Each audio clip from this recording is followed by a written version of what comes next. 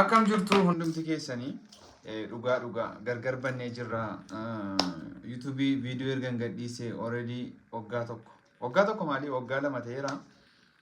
Egaa amma bifa haaraadhaan walitti dhufuuf qophii xumurree jirra. Namoonni chaanala kanaaf haaraa taatanii akkasuma immoo baay'isee viidiyoo fuula kiyya ergan asirraa upload gochuu dhiiseeti already subscriberoota gara nama 15,000 oliiti namni haaraan jala jirtanii. Fuulli gosa kanaa fuulli gosa kanadha. Maal isin jechuun dhufe beektu? Maybe baay'een keessan TikTok irratti nu beekuu dandeessu. Baay'een keessan immoo asuma rattoonni dur nu beektan jirtu. Real subscriber, real fan horreedhaman jiru asirra.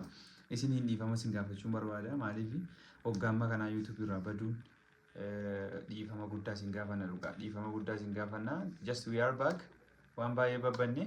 Hojii jira barumsa waan hedduu ture like amma barumsa finne amma hojii qofa sababii keessa jiruuf like kana booddee viidiyoo babbareedaadhaan walitti deebina.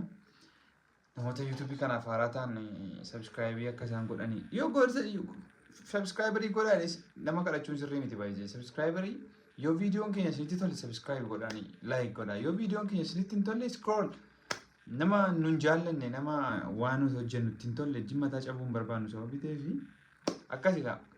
Innaa baay'ee isin jaalladha dhugaa nu jiraadhaani yeroo dhiyoo gidduutti viidiyoo babbareedaa baay'eedhaan dhufna hundi keessan faa shambaaraan baay'eedhaati nu eegaa baay'ee isin jaalladha qofaa goon dhufugaa kana booda kanaa baay'ee taanee dhufna nuti just like group viidiyoo babbareedaa baay'ee qabannee isinii dhufaa irra subscribe gochuun dagatinaa deebineerra isinii jechuufanii warri hin baddee minaamin jechaa turtan we are back isinii jechuun dhufe deebineerra waggaa 5 booda fuulli koo jijjiiramne akkam fuulli koo jijjiiramne akkuma duriitii baay'ee warra asirratti na beektan dur real subscriber real fans fuulli koo akkam jijjiiramne na furdadhe immoo akkamidha minaamin